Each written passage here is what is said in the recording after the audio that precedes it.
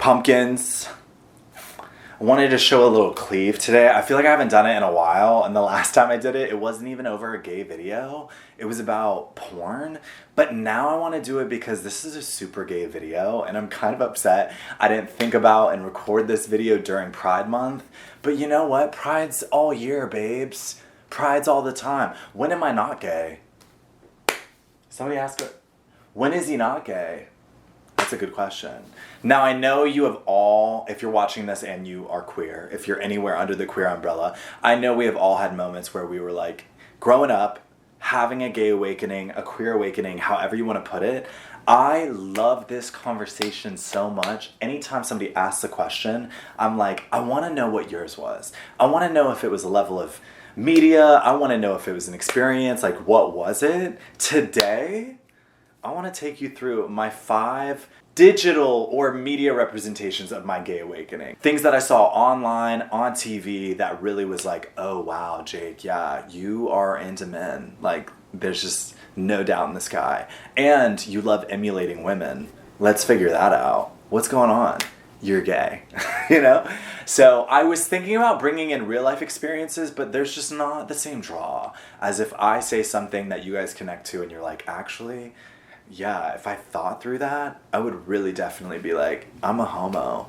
For any straights out there, any straighty poos, I want you to tell me, was there ever a moment you were watching media, any type of digital content, where you were like, oh my God, am I gay? I want you to tell me that. Like, I'm interested. Was there ever a superhero, ever a dude that made you be like, either way, I think we should dive right in. Jake Jones. Okay, so my first one is actually quite common. I've heard this a few times, and I feel very ununique, non-unique. I just don't feel unique for this. But to take it off of this list of my 5 would just not be real, because this might be the very first one that really wrecked me and really like got me in touch with sexuality, period. And that is Chris O'Donnell as Robin from the Batman and Robin series from the 90s. Holy hell, I can really pinpoint so much back to the intro sequence of that Batman movie where they were just showing off the bat suit, but they were in it, and there's just one single shot. I mean, every shot's great. Single shot, abs, chest, like so male physique, so crazy perfect, but in a bodysuit. And then the ass shot. They like just shot an ass shot. And you know the director, he did it on purpose, but it was so genius. And I'm sitting here saying, I really question constantly. It'll be in the middle of the day on a Tuesday, and I'll sit there and I'll be like, I really hope Chris O'Donnell knows he made no impact as an actor, but instead made impact in helping young boys realize that they were gay. Like, when he dies and he leaves this earth, I want him to remember, damn, I really helped young men find out that they liked men. You know? Like, that is his legacy to me. He did also star as Robin in the Batman and Robin franchise. So that was cool, right? But like, what's more vital? Thank you. Okay, my number 2 is one that I don't know if anybody else feels this way, but I grew up with an older brother. I grew up with a father. I would say in my spectrum of how I gauge things, they are very societally masculine people, and they love sports. They love chicken wings. They loved going on a boat for no reason. They just love shit like that. So I grew up, and one of my youngest crushes just in general in life was when we were ever watching basketball. My brother was so into basketball. And I can't tell if it was the level in which people spoke so highly of this man, but I was so in love with Michael Jordan. I was so in love with Michael Jordan. There were many years that I thought I was idolizing him, and I was like, oh, I want to be like Michael Jordan. I like would watch Space Jam. I thought he was so fun on Space Jam. I thought it was so cool to see so many people just like really bow down to his presence, to the point where I got this. And then I'm starting to realize very heavily, I was heavily attracted to this man.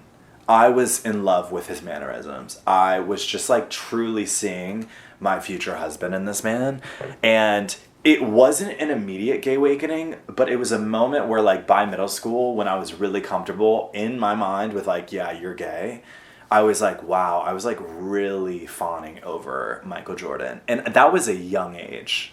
That was, like, 4, 5, 6, 7. I was just, like, obsessed with Michael Jordan. And it's because my dad and my brother were. But I had different intentions, even at 5 or 6 or 7. Who's to say? Now, okay, I don't know if you can even see in the reflection of the mirror. I have one of my biggest gay awakenings up on my wall as we speak. And it absolutely, in every form, is the Charlie's Angels movie. First or second, however you want to, like, I think both are such stellar fucking movies. When I first saw that movie, there was a huge sense of female empowerment. And it was done in the most glamorous, fashion-forward way. They were fighting crime. They were giving femme power. And for some reason, at the youngest age, I was so ready to be femme power with them. I'm telling you, I wanted to go fight in an alleyway, but I wanted to be in a full skin, tight, leather fit, high heels. I was telling myself, fighting's not real unless you're in high heels. Like, I thought that, and I just thought fighting wasn't cool. I didn't think fighting was, like, even all that serious unless you were in high heels. I would sit there and I'd watch action movies, and it would be like, I don't know, Tom Cruise Mission Impossible, and I'd watch some shit and I'd be like, he didn't do that in high heels? That's pussy shit. He was in a flat bottom shoe. I was like, Cameron did it in heels. You know, he's going through lasers. Cameron did it in heels. So there was just such a level of emulating what they had. Like, I still to this day think there's so many moments where I idolize Cameron Diaz as I'm looking at her as we speak. And it's the truth of, I loved her so much, and I thought she radiated so much happiness, joy, with a comedic edge, all while being such a beautiful person. I was like, I want to give off that same aura. I want to give off that same energy. Turns out I'm a man. So I'm not blonde. I don't have blue eyes. And I'm not a woman with a tight bod and small titties. You know, I'm a guy with quite large titties. So we're on a different page a little bit. But, you know, she helped me in many ways find power in being gay and resonating with the femme things about me, or at least the, you know, all of it's just in quotes because none of it fucking matters, but the societal femme things about me, the societal mask things about me, it just, they really helped me find, like, a power in being myself and really resonating with the fact that I was gay. And genuinely the fact that she was, like, shaking her ass up on stage and Luke Wilson was like, holy shit, I'm so fucking in love with you. I wanted that for myself. I was like, I want to shake my ass to Sir Mix-a-Lot's Baby Got Back on a Soul Train stage as a white boy, and I want Luke Wilson or a guy I'm dating taking me out on a first date, and I want him to just be like, wow, he's everything. He's circling that ass up on a stage. You know?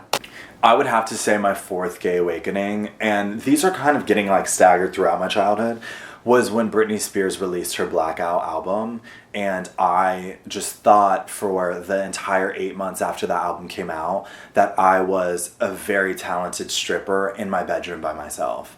Everything about that album, top to bottom, is perfect for a strip club. Give me more. I was down in like a split, I swear to God. Break the Ice, that's where I learned how to body roll. There was so much that was happening with Britney Spears' Blackout album that really perpetuated my love for hyperpop music. And the production on that with Bloodshy and Avant, you know, I do believe Danger's on it as well. It's like, that, I swear to God, brought a sexuality to myself to where I could, like, connect it to my body. This was before sex. This was a young Jake figuring out, okay, yeah, you are gay. How do you connect it to your body? How do you body roll for the girls? How do you body roll for the gays? It just perpetuated dance rehearsals in my bedroom. It perpetuated, oh wait, you're on stage at a strip club. It's a gay strip club. You're the star. I was taking clothes off at 8th grade in my 7th, 8th grade in my bedroom by myself. I was acting like I was on a dance floor. Magic Mike was coming around. I was a member of Magic Mike, Make It Gay. Blackout by Britney Spears. Who would have guessed? Britney did. Britney knew. She knew what she was doing. She's not silly. She's being silly now, but like she wasn't silly then. She was strategic. She was calculated. She knew what the fuck she was doing. Okay, last but not least. When Hilary Duff dropped the fragrance With Love, it came with one of the greatest ads I've ever seen in my entire life to her hit lead single With Love off the album Dignity. She made that a commercial that hit syndicated television where she was in a elevator and her wig was coming undone and she was stripping off her clothes, all to just be like, hey, my new fragrance is out. Go buy it. Guess what the fuck I did? I went out and I bought that fragrance. Why? 'Cause I'm gay. Was it a female fragrance? It was. Why did I buy it? I don't know. Was it good? Actually, it was pretty fucking fire. I can like still spot it today. I smelled that shit so much. Did I ever wear it out in public? No. I was so fucking embarrassed. I wasn't gonna wear that shit. I'm not gay. Why do you have Hilary Duff's fragrance? I fuck with her. I want to date her. No, you didn't. You just really love her. You want to be best friends with Hilary. That's true. There's a lot of truth to that. Yeah, I just want to be best friends with her. But I was in the closet, so I want to date her. People are like, okay. Are you sure you don't want to like wear her stuff? No, I just want to date her. Right. Okay. Yeah. That was my last one. I'm telling you. And those were just 5. There's tons more. But those were ones in moments where I was like, whoa. Why do I all of a sudden want to be pulling off a wig and stripping off into a mini dress so I can go kiss that guy from Twilight in an elevator? Why did I want to do that? 'Cause I was gay. 'Cause I was gay. Put it together. If you can't do the math, then get out of the equation. If you know that reference, I love you. Pumpkins, I would love to know what your gay awakenings were. Please let me know. It's such a fun conversation. If you're out at dinner with a gay, with a queer, even if you're with a straighty, ask them. Be like, when did you like, was there ever a moment you were like, shit, I might like men? And it's like it's your straight bestie, who knows? Tell me the truth. I'll see you guys on the next video. I love you, pumpkins. Mwah.